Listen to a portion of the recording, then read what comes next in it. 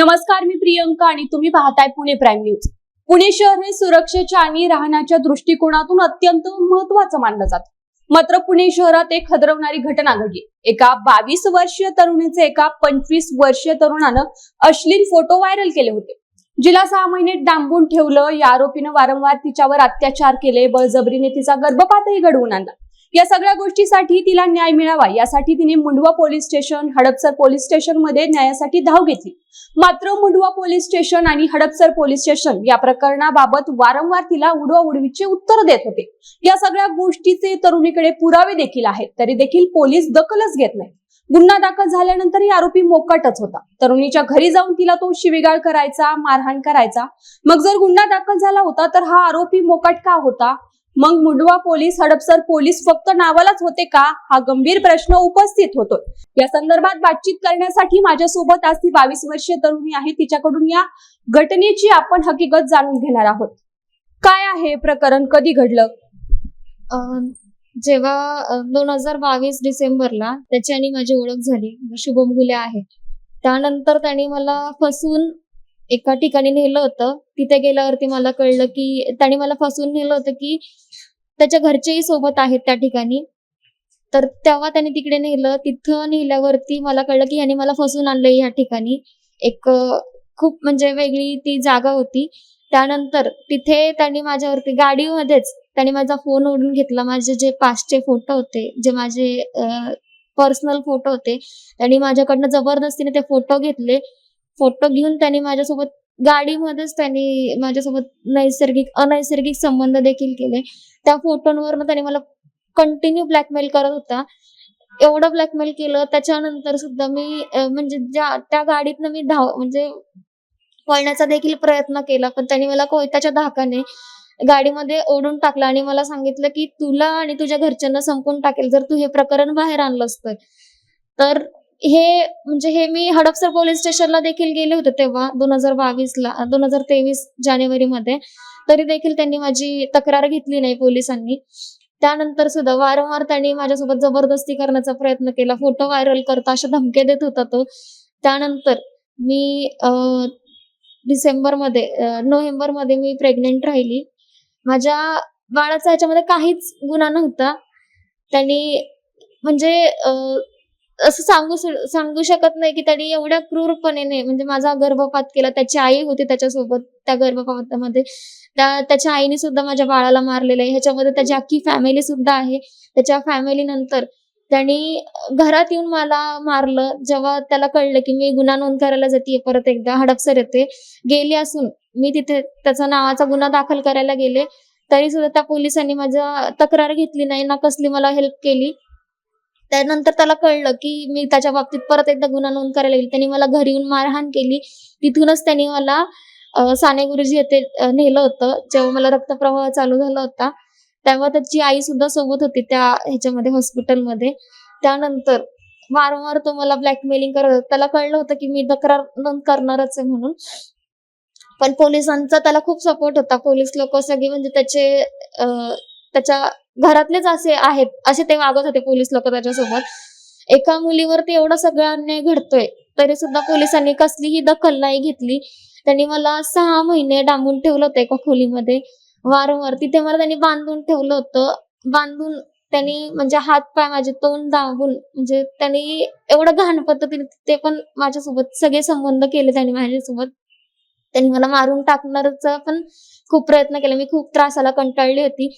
या गोष्टीमुळे मला 2 हे अटॅक सुद्धा आले होते. अटॅक नंतर त्यांनी मला स्वतःहून वरद हॉस्पिटल येथे त्यांनी मला ऍडमिट केलं होतं.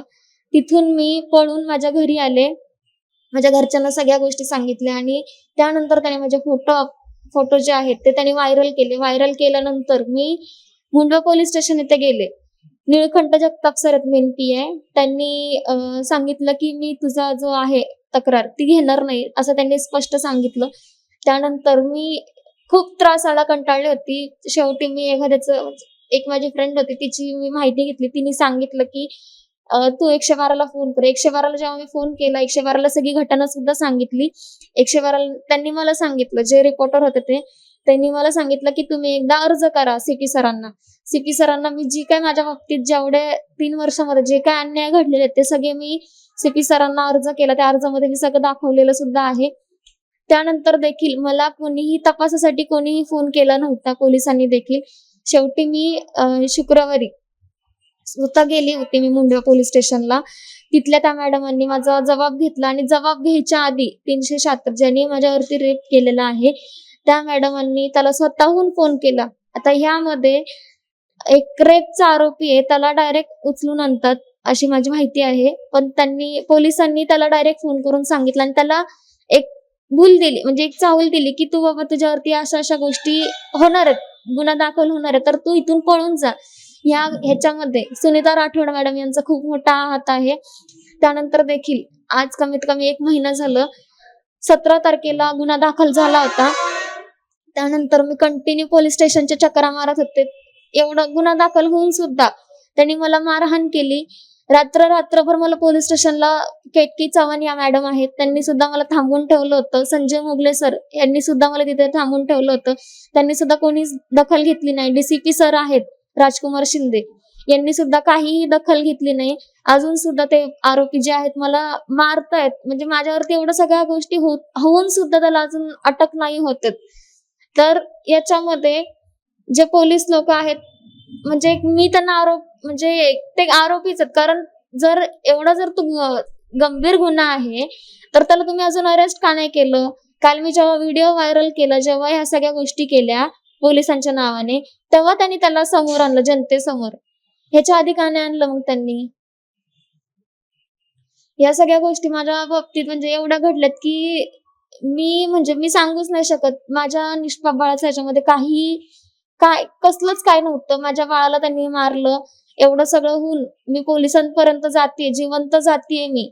आज एक रेपिस्ट मुलगी जिला म्हणजे मरणाच्या दारात तिचं स्टेटमेंट घेतात. आज जर मी जिवंत, माझ्यावरती रेप होऊन सुद्धा मला ते मारहाण करतात आणि मी तुमच्यापर्यंत जिवंत येते पोलीस स्टेशन पर्यंत, तरी देखील हे पोलीस लोक त्यांची दखल घेत नाहीयेत अजूनही. याच्यामध्ये त्याची जी आई आहे मनीषा सुरेश घुले व सुदर्शन सुरेश घुले, ज्याच्या आदल्या दिवशी माझे फोटो जेव्हा व्हायरल करायचे होते त्याच्या आदल्या दिवशी मला कळलं होतं, मी त्याला सांगितलं सुद्धा होतं. त्याच्या आईने मला एवढं मारलं होतं घरामध्ये. सुदर्शन घुले जो होता त्याने माझ्यावरती बळजबरी करण्याचा प्रयत्न केला. त्यानंतर शुभमनी पण मला खूप मारलं, त्याच दिवशी खूप मला मारलं होतं आणि त्यांनी एवढं मारलं होतं की माझ्या छातीत म्हणजे दुखायला लागलं होतं. मी तिथूनच 112ला सुद्धा फोन केला, त्यांना सगळी घटना सांगितली. त्यांनी पोलिस नव्हती पाठवली. जे एवढं सगळं होऊन सुद्धा तुम्ही पोलीस लोकांना सुद्धा मार्शलवाले जे असतात ते कशासाठी असतात? आपण 112ला का फोन करतो? काहीतरी मदत लागते म्हणूनच फोन करतो ना.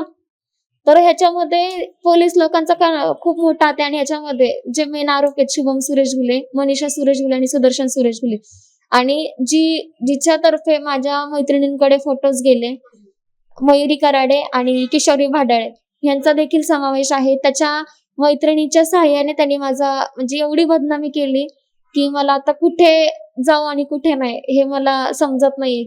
मला कोण न्याय देणार? माझ्यावरती जर एवढा सगळा अन्याय घडतोय, पोलीस लोक त्याला मदत करतात, पोलीस लोक त्याला काल त्याला अरेस्ट केलं आणि त्याला पोलीस लोक स्पेशल ट्रीटमेंट देत आहेत. म्हणजे कितपत योग्य आहे? जर तू पोलिसात तक्रार दाखल केली त्यावेळेस कोंढवा पोलीस, हडपसर पोलीस या संदर्भात तुला असं कधी म्हणले का की आम्ही आरोपीला अटक करू किंवा तुला न्याय मिळवून देऊ, असं काय बोलले का? नाही, असं काहीच बोलले नाही. संजय मोगले सर म्हणाले की आमचा तपास चालू आहे, फक्त उडवाउडवीची उत्तर देत होते. संजय मोगले सरांना सुद्धा बोलले. आता माझ्यावरती जी व्यक्ती आहे, मी त्यांना बोलणार ना की तुम्ही किती पैसे खाल्ले. जर पैसे खाल्ले नसते तर त्याला एवढे दिवस तुम्ही लपूनच ठेवलं नसतं. जेव्हा मी हे जे पब्लिश केलं व्हिडिओ, जेव्हा माझ्यावरती अन्याय घडत होता, तेव्हा त्याच्यानंतर मी सगळ्यांना मीडियाला सांगायला मी प्रयत्न केला, तेव्हा ह्यांनी पोलिसांनी त्याला समोर आणलं. ह्याच्या आधी का नाही आणलं त्याला समोर?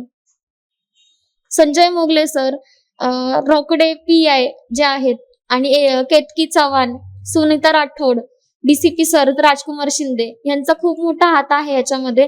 त्यांनी त्याला लपून ठेवलं होतं.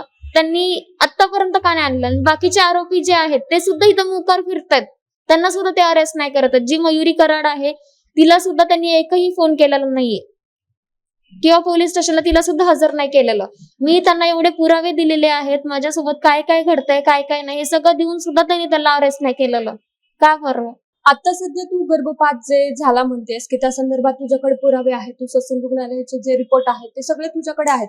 हे तू ज्यावेळेस कोंढवा पोलीस स्टेशन मध्ये म्हण किंवा हडपसर पोलीस स्टेशन मध्ये ज्यावेळेस तू त्यांना दाखवले त्यावेळेस मॅडम म्हण किंवा त्या पोलिसांनी काय सांगितलं तुला? मी गेले होते तिथे हडपसर पोलीस स्टेशनला, जिथे तक्रारी अर्ज घेतात. तर त्यांना मी सांगितलं आणि त्यांनी डायरेक्ट माझी हकलपट्टी केली. ते मला म्हणले की हिचं काही म्हणजे नाही का, हिचं एक प्रेम संबंध दाखवत होते, ते प्रेम संबंध. पण माझ्या बाबतीत ज्या सगळ्या गोष्टी माझ्या बाबतीत जसा अत्याचार घडलेला आहे, जसं त्यांनी मला गाडीमध्ये नेलं होतं, जसं त्यांनी मला डांबून ठेवलं, त्यांनी माझ्या घरातनं मला नेलं होतं, माझ्या आई वडिलांना देखील त्यांनी मारहाण केली. माझा बारका भाऊ आहे 11 वर्षाचा, त्याच्यावरती कोयता ठेवला होता. आता एक बहीण जी असते ती एका भावाचं म्हणजे एक जीवच असते ना, ती त्याच्यावरती जर त्याला मारण्याच्या जर धमक्या देत असेल, त्याच्यावरती जर कोयता ठेवत असेल, तर त्यांनी त्यांच्या समोर माझ्या घरच्यांसमोर मला त्यांनी नेलं, गाडीमध्ये टाकून दिलं आणि 6 महिने त्यांनी डांबून ठेवलं. हे सगळं मी पोलिसांना सांगत होते, तरी सुद्धा त्यांनी कसल्याही गोष्टीचं म्हणजे नाही का शहानिशा सुद्धा केली नाही पोलिसांनी. या प्रकरणावर तुझी मागणी काय आहे की आता तुला न्याय कसा भेटला पाहिजे काय? मला फक्त एवढं सांगणं आहे, जे पोलिसांनी आतापर्यंत केलं, पोलिसांची ड्युटी जी आहे ती इमानदारीने पार पाडली पाहिजे. एक म्हणजे जिच्यावरती अत्याचार होतोय तिला न्याय निवाडा करून देण्याचं काम हे पोलिसांनी केलं पाहिजे. ज्या गोष्टी आतापर्यंत माझ्यासोबत घडलेल्या आहेत, माझ्या निष्पाप बाळाचा जीव गेलेला ह्याच्यामध्ये, त्या नरधावांना जे आहेत, आरोपी शुभम सुरेश घुले, आरोपी मनीषा सुरेश घुले व आरोपी सुदर्शन सुरेश घुले, यांना कडक शिक्षा व्हायला पाहिजे आणि यांना अरेस्ट केलं पाहिजे पहिलं पोलिसांनी. शुभमला तर ताब्यात घेतलेलं आहे, पण बाकीचे जे काही दोघं आहेत आणि ज्यांनी माझे फोटो व्हायरल केलेत त्यांनाही देखील पोलिसांनी ताब्यात घेतलं पाहिजे. आणि पोलिसांनी ज्या गोष्टी केलेल्या आहेत माझ्या बरोबर, म्हणजे मला जसं कळवलेलं, एखादी जर मुलगी जिवंत त्यांच्यापर्यंत येत असेल तर पोलिसांनी त्यांची त्वरित दखल घ्यायला पाहिजे. जसं मला बसून ठेवलं 8 तास 9 तास मला पोलीस स्टेशनला बसून ठेवलं, तसं त्यांनी पोलिसांनी नाही करायला पाहिजे. याच्यामध्ये ज्या सुनीता राठोड मॅडम आहेत, plus Nilkanth Jagtap sir, Rokade sir, Andhare sir आणि DCP सर राजकुमार शिंदे आणि संजय मोगले यांनी जी काय माझ्यासोबत क्रूरपणा वागलेले आहेत माझ्यासोबत, म्हणजे एवढं सगळं घडत असून सुद्धा ते त्याला मदत करत गेले. माझा पोलिसांवरती खरंच आरोप आहे की पोलिसांनी अशा गोष्टी नाही करायला पाहिजेत. माझी फक्त एवढीच मागणी आहे की त्यांना कडक कारवाई त्यांची जी आहे, ज्या गोष्टी त्यांनी मला वापरल्यात, ज्या गोष्टी म्हणजे कोयता प्लस माझे फोटो जे व्हायरल केले, माझी जी बदनामी केली, पोलिसांनी त्याला फक्त कडक शिक्षा करवायला पाहिजे. काल या कारवाईच्या नावाखाली शुभम घुलेला ताब्यात घेतलं पोलिसांनी, मात्र उर्वरित आरोपी अद्यापही फरार आहेत. तर या तरुणीला न्याय मिळणार की नाही, हडपसर पोलिसांनी, कोंढवा पोलीस या संपूर्ण प्रकरणावर लक्ष देणार की नाही, हे देखील तितकंच महत्वाचं ठरणार आहे. माझा मी इथेच थांबतोय, मात्र तुम्ही पाहत राहा पुणे प्राईम न्यूज.